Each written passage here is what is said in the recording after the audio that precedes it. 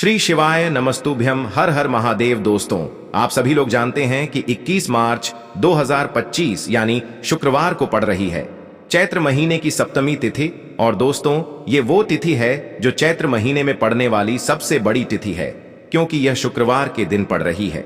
और इस दिन शीतला सप्तमी का व्रत भी रखा जाता है और इसका बहुत ही बड़ा और विशेष महत्व होता है। पूज्य गुरु जी ने कहा है, अगर कभी भी मौका लग जाए और चैत्र महीने की शीतला सप्तमी शुक्रवार को पड़ जाए तो आप लोगों को 11 चावल के दाने का उपाय तो अवश्य ही करना चाहिए। इन दोनों का संयोग बहुत ही कम आता है। और दोस्तों, पूज्य गुरु जी ने अपनी शिव महापुराण की कथा में बताया है, इस दिन आपको 11 चावल दाने वाला उपाय तो अवश्य ही करना चाहिए, क्योंकि ऐसा दिन पूरे साल में सिर्फ एक ही बार आता है। और दोस्तों, आप सभी लोग जानते हो कि शुक्रवार शीतला सप्तमी का अगर सबसे बड़ा कोई उपाय है तो वो 11 चावल के दाने वाला उपाय है। तो दोस्तों, इस शुक्रवार के दिन आप लोगों को इस 11 चावल दाने वाले उपाय को जरूर करना है। बहुत सारे लोग होंगे जिन लोगों ने इस उपाय को न किया हो, मतलब पूरा साल निकल गया और उन्होंने किसी भी दिन इस 11 चावल दाने वाले उपाय को न किया हो। पर दोस्तों, आपके पास एक आखिरी मौका बचा हुआ है जो कि 21 मार्च के दिन है। तो इस दिन आप लोगों को इस वाले उपाय को जरूर कर लेना है। भले ही आपने पूरे साल भर इस उपाय को ना किया हो, पर अगर आपने इस चैत्र महीने की शीतला सप्तमी के दिन अगर इस वाले उपाय को कर लिया तो आपको इस उपाय को करने का वो फल मिलेगा जिसकी आपने कभी कल्पना भी नहीं करी होगी। इसीलिए आप लोग इस वाले उपाय को एक बार जरूर कर लेना, ताकि आप लोगों के हाथ से यह मौका ना जा सके और आपको इस उपाय को करने का फल मिल सके। दोस्तों, यह उपाय पंडित जी ने अपनी अभी की ही शिव महापुराण की कथा में बताया है। जिस उपाय को आज हम आपको बहुत अच्छे से समझाने वाले हैं, इस वीडियो को देखने के बाद इस उपाय को समझने के लिए आपको कोई और वीडियो को देखने की जरूरत नहीं पड़ेगी। तो चलिए दोस्तों, उपाय को शुरू करते हैं। देखिए, ये इस चैत्र महीने के शुक्रवार के दिन यह इतना खास होता है, इतना महत्वपूर्ण होता है। देखा गया है कभी कभी बड़े बड़े पूजा पाठ अनुष्ठान से जो मनोकामना पूर्ण नहीं होते, वो इस चैत्र महीने के शुक्रवार के दिन एक छोटे से उपाय करने से ही आपकी मनोकामना पूर्ण हो जाती है। और बहुत सारे लोगों ने इस उपाय को किया भी है और उनको इस उपाय को करने का फल भी जरूर मिला है। अगर आप लोग भी इस उपाय को शीतला सप्तमी के दिन करना चाहते हैं तो आप इस उपाय को पहले अच्छे से समझ लेना, सुन लेना, उसके बाद करना। आपको इस उपाय का फल जरूर मिलेगा। और इस उपाय को कर लेने से आपके घर में चाहे किसी भी प्रकार की दुख और समस्या क्यों ना चल रही हो, आपको उसका कारण भी नहीं पता है कि भाई यह समस्या किस कारण से चल रही है। उसका कुछ भी कारण हो सकता है, जैसे पितृ दोष हो सकता है या किसी भी तरह का मंगल दोष भी हो सकता है।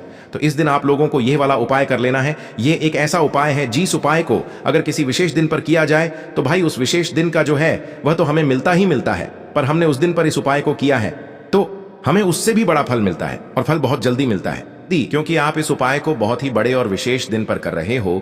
तो चलिए अब उपाय के बारे में बात करते हैं, लेकिन उससे पहले आप लोगों को यह जानना आवश्यक है कि आखिर यह उपाय किस समय करना है, किसको करना है और कैसे करना है। तो चलिए हम आगे आपको वीडियो में एक एक करके बता देते हैं, लेकिन उससे पहले अगर आप लोग हमारे चैनल पर नए हैं तो हमारे चैनल को सब्सक्राइब कर लेना और इस वीडियो को लाइक करके कमेंट बॉक्स में श्री शिवाय नमस्तुभ्यम ओम नमः शिवाय जरूर टाइप कर देना। और अपने फायदे के लिए, गरीबी दूर करने के लिए इस वीडियो को पूरा देखकर जाना, तभी आपको लाभ की प्राप्ति होगी। यदि आज आपने वीडियो को बीच बीच में से देखा, काट काट कर देखा, तो आपको जीवन में कभी सफलता हासिल भी नहीं होगी।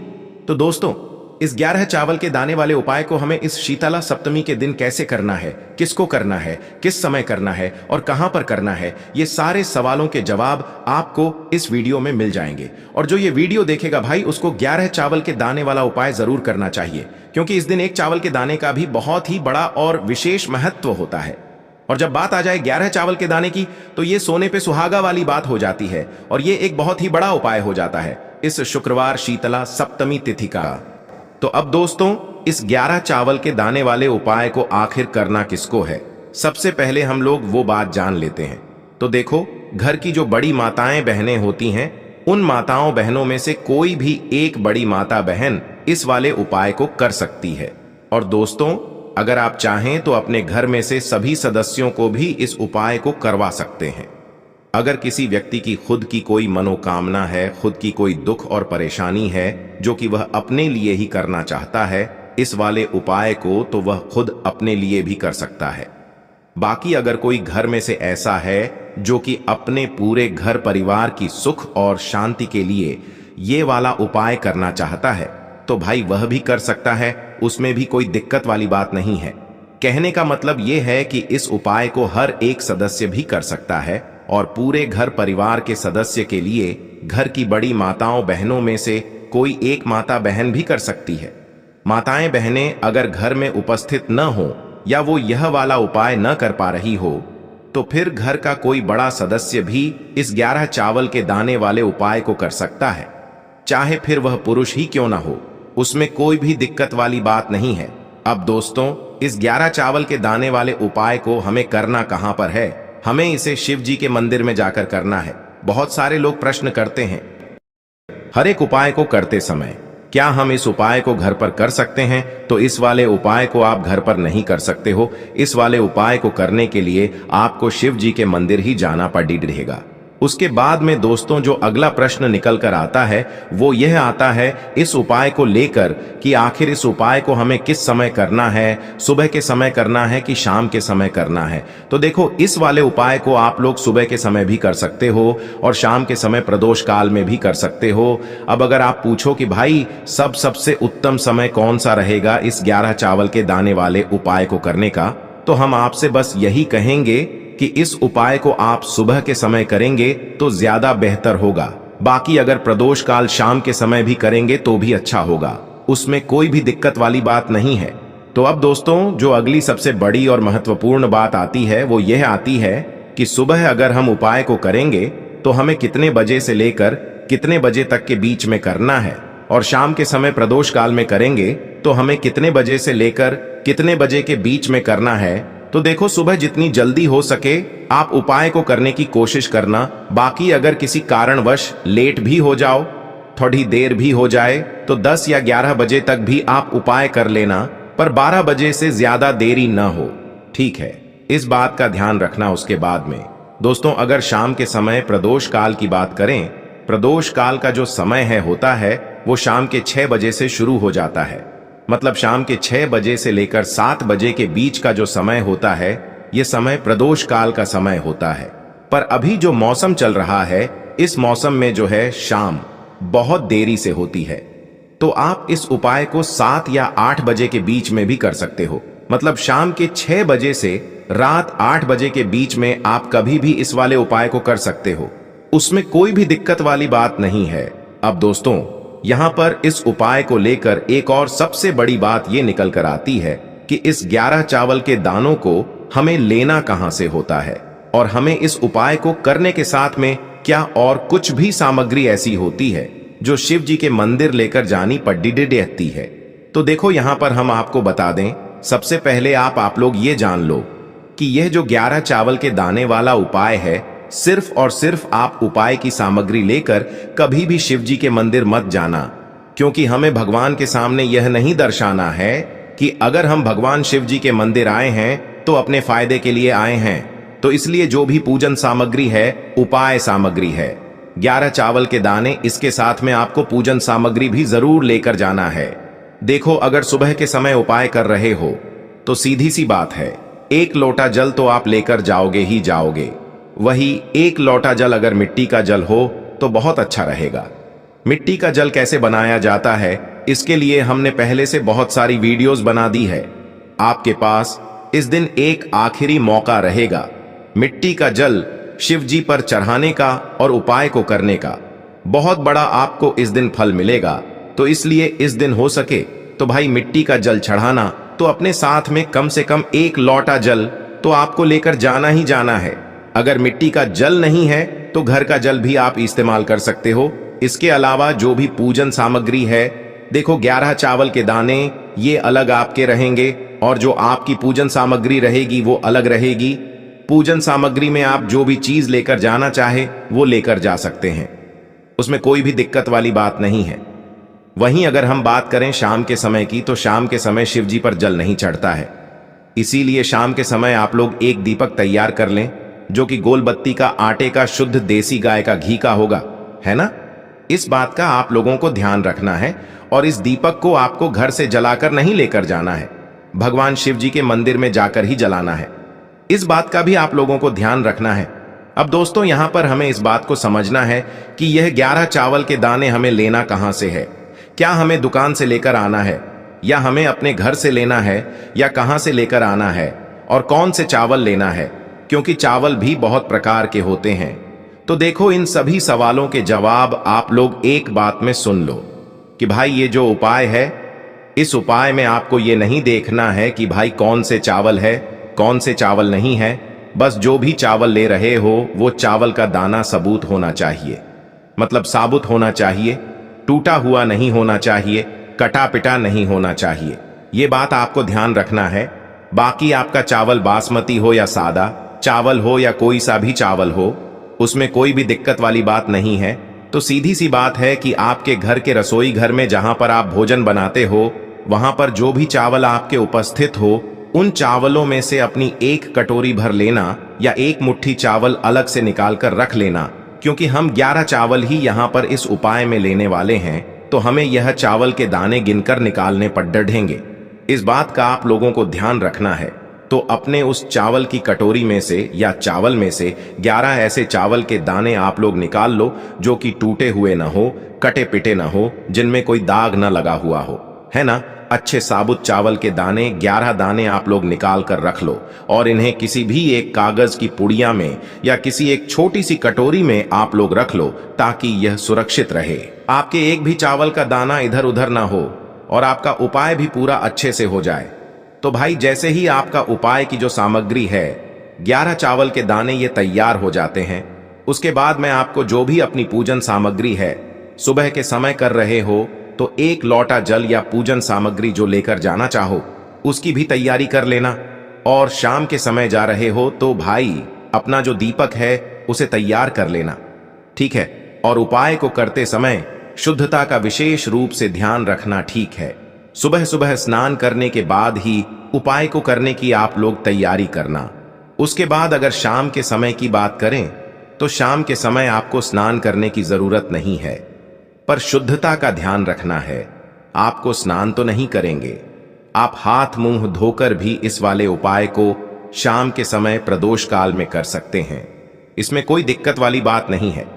तो आप अपने उपाय की पूरी सामग्री तैयार करके आपके पास ही में जो आपका शिव मंदिर हो वहां पर पहुंच जाइए।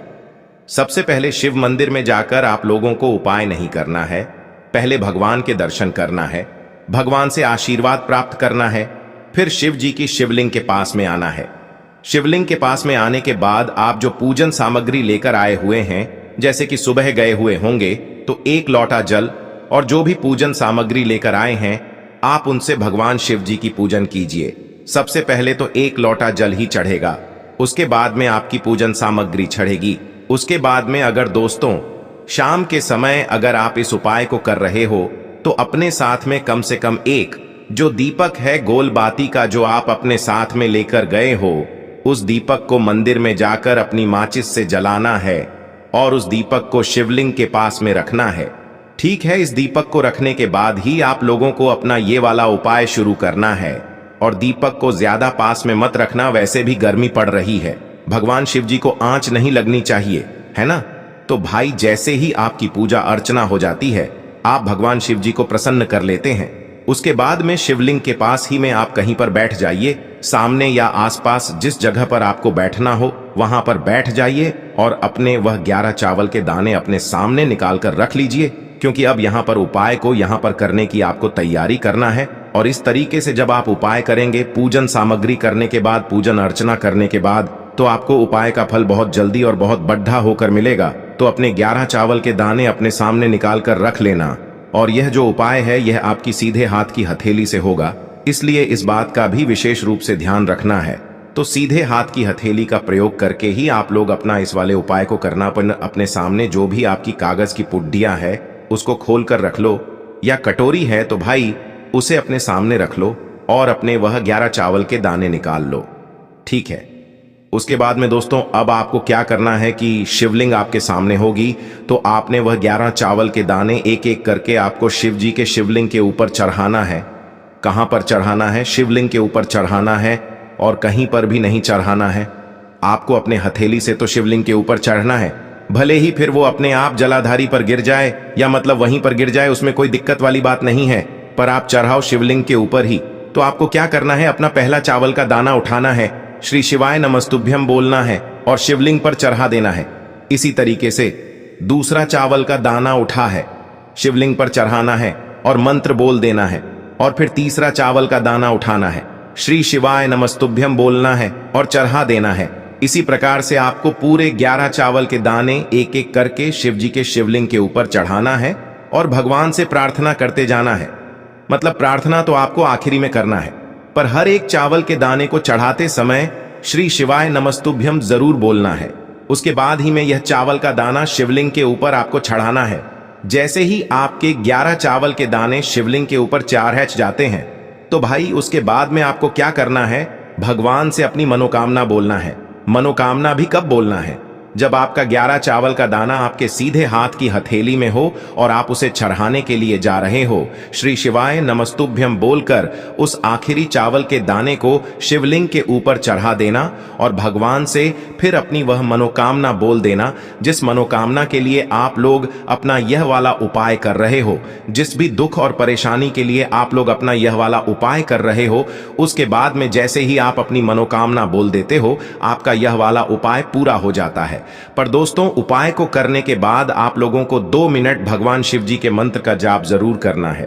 और मंत्र का जाप करने के बाद भगवान से एक और बार प्रार्थना करना है अपनी मनोकामना के लिए या अपनी जो भी दुख और परेशानी है उसके लिए। इसके बाद में आप लोग भगवान को देखकर, भगवान से प्रार्थना करके, उनसे आशीर्वाद लेकर वहां से उठ सकते हैं और अपने घर पर जा सकते हैं।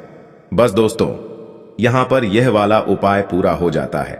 इस तरीके से जो भी व्यक्ति छोटी छोटी चीजों का ध्यान रखते हुए इस 11 चावल के दाने वाले उपाय को करेगा, निश्चित सी बात है उसे उसकी मनोकामना जल्द ही पूर्ण होगी और जो भी दुख और परेशानी है वो भी बहुत ही जल्दी दूर होंगे। और दोस्तों, अगर आपको हमारी ये वीडियो पसंद आई हो तो हमारे इस वीडियो को लाइक और चैनल को सब्सक्राइब जरूर करें। हर हर महादेव, ओम नमः शिवाय। आपको लेना है एक गोल बाती का दीपक। आप चाहें तो मिट्टी का ले सकते हैं या फिर घर से शुद्ध आटा मढ़कर उसका दीपक आप तैयार कर सकते हैं। इसके बाद आपको लेना है शुद्ध गाय का घी। अगर वो नहीं है तो कोई भी देसी घी इस्तेमाल कर सकते हैं, जिससे आपको दीपक प्रज्वलित करना है। देखो, अब ये सब सामग्री लेकर आपको जाना है प्रदोष काल में आपके घर पर तुलसी जी के घेरे के पास में। देखो, ये उपाय तो आपको अवश्य करना है। देखो, वहां पहुंचकर सबसे पहले वो दीपक आपको प्रज्वलित कर देना है और ओम नमो भगवते वासुदेवाय नमः का 11 बार जाप करना है। उसके बाद आपको अपने सीधे हाथ में थोड़ी हल्दी लेकर उस दीपक में अपना नाम और गोत्र बोलते हुए डाल देना है। उसके बाद माता लक्ष्मी से आपको प्रार्थना करना है कि हे महालक्ष्मी, हमारी सभी दुख तकलीफों को दूर करो। हे महादेव, हमारे सब दुख कष्टों को खत्म करो। इस भावना से आपको ये उपाय करना है।